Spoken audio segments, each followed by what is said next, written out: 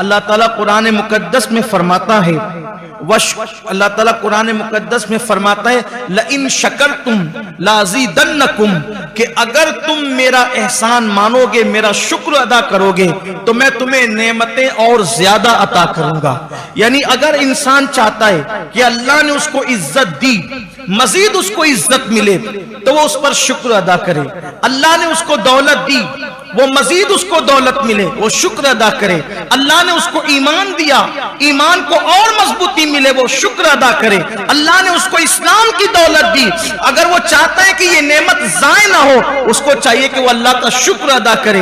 अल्लाह का शुक्र अदा करना अल्लाह को बहुत पसंद है, क्योंकि हदीस पाक में आया है सब्र निस्फ ईमान है, शुक्र निस्फ ईमान है, और यकीन पूरा पूरा ईमान है, मुकम्मल ईमान है। हदीस पाक में आया है नेमतें भागने के मामले में, जाने के मामले में, शरीर ऊंट से भी ज्यादा तेज रफ्तार है। यानी एक ऊंट जो शरीर होता है, चूंकि हमारे यहां पर ऊंट आमतौर पे पाए नहीं जाते, लेकिन अरब में ऊंट की कसरत थी, ऊंटों की। आपको ऊंट के शरीर होने का अंदाजा इस बात से लगाना चाहिए कि हम कुर्बानी के मौके पे जो जानवर खरीद के लाते हैं, तो अगर कोई शरीर जानवर हम ले आते हैं तो पूरे मोहल्ले को वो कैसे सर पे उठा लेता है। तो ये जो बैल और बछड़े वगैरह जो हैं, ये कभी कभी बहक कर जितने शरीर होते हैं उससे कहीं ज्यादा अगर कोई ऊंट शरीर हो जाए तो वो रस्सी तोड़ के भाग जाता है, लोगों के सरों पे हमला करता है, बड़ा नुकसान पहुंचाता है वो। तो आकाए करीम सल्लल्लाहु अलैहि वसल्लम के फरमान का मफहूम है कि नेमतें भागने के और जाने के मामले में शरीर ऊंट से ज्यादा तेज रफ्तार है। शरीर ऊंट रस्सी तोड़ के भागा, कितने भी लोग उसके पीछे दौड़े, जल्दी से वो हाथ में नहीं आ सकता। तो ऐसे ही बिला तमसील अल्लाह ने जो तुम्हें नेमतें दी है, तो वो नेमतें भी तुम्हारे पास से ऐसी भागती है, बल्कि उससे तेज। शरीर ऊंट जितना तेज भागता है आपके पास से रस्सी तोड़कर, नेमतें उतनी तेज, उससे ज्यादा तेज भागती है। तो सहाबे किराम ने अर्ज किया, या रसूल अल्लाह सल्लल्लाहु अलैहि वसल्लम, तो शरीर ऊंट को पकड़ने के लिए रस्सियां होती है, तो नेमतों को किन रस्सी से बांधा जाए कि वो भागे ना।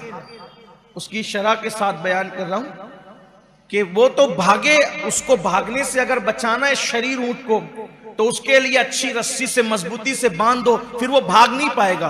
तो नेमतों के लिए भी तो कोई रस्सी होगी कि अगर हम उन नेमतों को उस रस्सी से बांध दें तो फिर वो नेमत जाएगी नहीं, भागेगी नहीं, उसको जवाल नहीं आएगा। इसलिए कि आपने देखा होगा कोई बहुत इज्जतदार होता है कि उसके बगैर लोगों के काम नहीं चलते, लोगों के मामलात नहीं हल होते, और एक वक्त आता है कि कोई उसको पूछने वाला नहीं रहता, उसकी इज्जत को जवाल आ जाता है। कोई बहुत मालदार होता है किसी दौर में, एक वक्त आता है कि वो भीख मांगने को मोहताज हो जाता है। अपने इसी शहर के अंदर मालेगांव में पहले जिनकी बड़ी बड़ी साइजिंगें चलती थी, जिनके बड़े बड़े जो है वो बंगले थे, जिनके बड़े बड़े कारखाने थे, आज उनके बच्चे पोते लोगों के यहाँ मजदूरी करने जा रहे हैं। बोलो ये जवाल नेमत, यानी नेमत छीनी कि नहीं छीनी। बहुत सारे लोग हैं जिनके बाप दादा बड़े बड़े दौलतमंद थे, आज उनकी औलाद के पास कुछ नहीं है, उनको किराए के मकान में रहते हैं, नेमत छीन गई उनसे। दौलत वाले थे, दौलत नहीं है, इज्जत वाले थे, इज्जत नहीं है। कभी कभी उनके घरों के अंदर कई कई बच्चे थे, आज उनके घर वीरान पड़े हुए हैं। यानी कि नेमत अल्लाह ने जो दी थी वो आज छीन गई। तो सहाबे किराम को जब ये बात बताई गई कि नेमतें शरीर ऊंट से ज्यादा तेज रफ्तार है भागने के और निकलने के मामले में, तो पूछा गया कि शरीर ऊंट को रस्सी से बांध दो तो वो रुक जाता है, वो भाग नहीं पाता। तो नेमतों के लिए भी तो कोई रस्सी होगी कि उसको बांध देंगे तो फिर नेमतें जाएगी नहीं। फरमाया हाँ, नेमतों की रस्सी शुक्र है, शुक्र। अगर कोई अपनी नेमतों को शुक्र की रस्सी से बांध दे, यानी अल्लाह की बारगाह में शुक्र अदा करने लगे, फिर उसकी नेमत को कभी जवाल नहीं आ सकता, बल्कि जो जितना शुक्र अदा करेगा अल्लाह उसको उतनी नेमतें मजीद अता करेगा। उसका वादा है, लइन शकरतुम लाज़ी अज़ीदन्नकुम, मेरा शुक्र करोगे मैं मजीद तुम्हें अता करूंगा। इसीलिए सुन्नत ये है जब भी अल्लाह तुम्हें कोई नेमत अता करे तो तुम उसकी बारगाह में सजदा शुक्र करो। जो नेमत मिले अल्लाह की बारगाह में झुक जाओ, सजदा शुक्र अदा करो। और कामिल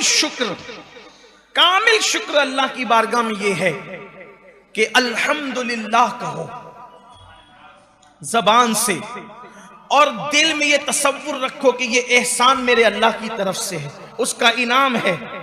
और अमली तौर पर वो जो नेमत है उसका मिसयूज मत करो। जैसे माल मिला, अल्हम्दुलिल्लाह, जबान का शुक्र, दिल से ये कि ये मेरा नहीं है, मेरी कमाई का, मेरी मेहनत का नतीजा नहीं है, बल्कि ये मेरे अल्लाह की अता है, दिल में ये ख्याल हो। और तीसरा, अब उस दौलत से हराम काम ना करो, इसलिए कि अल्लाह की नेमत से गुनाह करोगे, ये भी नाशुक्री है, अल्लाह ताला छीन लेगा नेमत को। जैसे अल्लाह किसी को दौलत दे तो वो जिना के अड्डों पे चला जाए, अल्लाह किसी को दौलत दे शराब के अड्डों पे चला जाए, अल्लाह किसी को दौलत दे सिनेमा हॉलों में चला जाए, अल्लाह किसी को दौलत दे अपने कामों, अपने माल को हराम काम में खर्च करे, ये नाशुक्री है। सिर्फ अल्हम्दुलिल्लाह कहने से काम नहीं चलेगा, जबान अल्हम्दुलिल्लाह रब्बिल आलमीन भी कहे, दिल में भी ये हो कि मेरे अल्लाह ने नेमत दी है, और अमल से भी जो है उसका मिसयूज ना हो। अल्लाह ने इज्जत दी, जबान पे अल्हम्दुलिल्लाह, दिल में ये कि मेरा नहीं उसकी अता है, मैं तो इज्जत के काबिल नहीं था, उसने अता किया।